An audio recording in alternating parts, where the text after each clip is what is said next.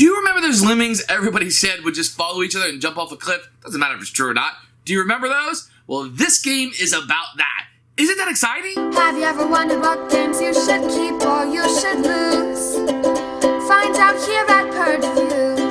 So, Leaping Lemmings is a GMT game that's not about war. Imagine that. Bongers, woo! Sirens go off. What do we have here? Kind of a children's game by GMT. What? Yes. A children's game by GMT. I'm not kidding. A children's game with those little chits that they have. And they try to be cute and funny with it. And let me tell you, it works. And when I had this game, I played it as an app first and really liked the app. And for some reason, the app is dead now. You can no longer download it. It's a big bummer because it was a really, really fun app. And this game works, and it's fun. And you know, you're running from the eagles as they're coming down. And it's a pretty simple rule set for a GMT game, although the rules are still written like most GMT games. You know, like a technical manual, which is fine for war games. Maybe not so much for a kids game, but it works, and it's fun. Here's the thing. I have kids, and we play games, and we have a lot of children's game. And sometimes, a lot of the games are 7s, 7.5s, and I have to determine why we're going to keep it. A lot of times it comes down to IP. It's just the way it is. If Harry Potter's on a game, my kids are going to like it. If it has Avengers, it's going to go up a little bit. You can say that's shallow. You can say you don't like that. That's just the way things are. So Leaping Lemmings come down just a tad.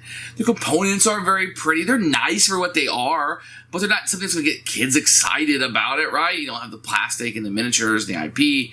And it just strikes against it for my family. That said, it's a fun game. I liked it quite a bit. I like to see an upgraded version of this. I like to see somebody other than GMT do this, or GMT get out of their wheelhouse and do something nice with this. And I'm not talking nice like their collector's edition of Twilight Struggle. I'm talking about something nice for a kid that a kid would like to see and play. And I think the app accomplished that, and then they 86 the app. So, boo for you for that. Otherwise, it's a really solid kids game. You're moving around, you have action points, the eagles are coming down, you're trying to jump off, kind of race to the end, and I think it plays really well. For us, it would be a purge for the reasons I stated. It just wasn't attractive enough for the kids to keep wanting to come back for it. We have so many, something's got to go out the door, but otherwise, it's a very solid addition to your children's gaming. Here's Leaping Lemmings. It was a GMT game. This is more like a family-style game. I'll take you through the components here. You can see a very bright box. I like this box cover quite a bit. Tells you a lot about the game. You're going to get a rule book inside, which we'll take a look at in a few minutes. You're going to get summaries of the special actions. It'll be like a player aid. These are really nice, actually. The printing of it's very, very nice. You're going to get a board, which we'll take a look at in a second. And you're going to get these little chips. These are going to be the lemons that you're moving. Now, this is 2010. It's GMT, so chips are kind of what you get. You're going to get these cards here. You will have the number of different lemmings on them and the number of movement on it. And then you'll have these action cards that will have things, some very basic artwork on it. The cards are regular GMT style. That's pretty much what you're going to get in here. The tokens are thick enough and look pretty good for the time. Nowadays, you almost expect to see miniatures or something in here. Here is the board. You're going to have a place for all the cards and the scoring. This is the board that you'll be playing through, etc. And everything you need is on this board. But right here is the game. So this is a little bit small, probably what you're used to from a playing board area. The rest of this is just, you know, cards. So the board could have been just through here what you're actually playing, or it could have been larger and you had your stuff off the board. So there you go. Here's a rule book. Now, this is going to be a regular GMT thing. So, you know, the rules are much longer than they need to be. Lots of explanation that is included. Pictures, full color. So a little bit harder to understand, I think, the game is. I think when I show you how the game is, you'll be like, wow, that's a lot of pages. Here's a variance that you can use, a 2-player variant if you want to do that. And some extra details about the special actions. It's not a bad rule book. You're able to pick this up. I mean, because of the length of it, you're probably going to need 20 minutes to 30 minutes to read this and then be up and running. I think if you watch some playthroughs, I think you'll pick the game up a lot quicker than this.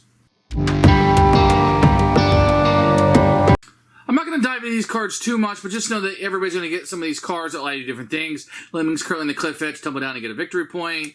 Move a hunting eagle to any zone. And you can just play these special actions on your turn. So I'm going to set those aside for now. What's going to be happening mostly in the game. So the first thing you do on turn is you're going to roll the dice, and this dice will tell you how many, if you see this is broken into zones, how you can move these around the board, and these are the eagles that you'll be moving. On a player's turn, you'll just take the draw pile, and you'll turn this over, and that's how many spaces you can move one of your lemons. So you can go 1, 2, 3 forward. You can always move sideways, but you can't move backwards. So 1, 2, 3, etc. If you're in the brush, it takes 2 movement to move in, but you're safe from the eagles. So when these eagles come through, they can go ahead and eat up your lemons and knock those off. If you're able to get to the end of the board and jump off, let's say I had a movement of 3, and it's 1 movement, then they would score 2 points there. So you want to have as many movements. You want to stop right here at the danger zone and have as many movements as to push off. Your victory point track will be at the bottom. Whoever scores the most victory points is going to win the game. It's very simple. You're going to roll the dice. You're going to move the eagles. You're going to flip a card. Everybody's going to move their lemmings that number of spaces. I mean, you have a couple things like these pellets that will be out. If you start your turn on a pellet space and then you move, you can pick this up, and this will allow you to score victory points or move around the board, etc., to get extra spaces. The brush hides you from the eagle, so if you want to hide out, you can hide in there. But it's a risk-reward to being out in the open because you're moving quicker that you'll have on the board. Very simple game to play. Very simple game to teach. There's a little bit, a couple extra rules I've left out. But for the most part, very simple to play, to teach, and could be played with children probably 8 or up. Who should buy this game? I would say really light gamers or families with kids that want to play something like this. You don't mind about the components being chits versus all the plastic that you see. Non-IP, something very unique. These lemons jumping off the side of a cliff. You don't see that a whole lot. It's a really fine game. I think it's pretty easy to play. I wish the app was still live, and I might keep going back to it. I just wish it still was here because it was a fantastic app.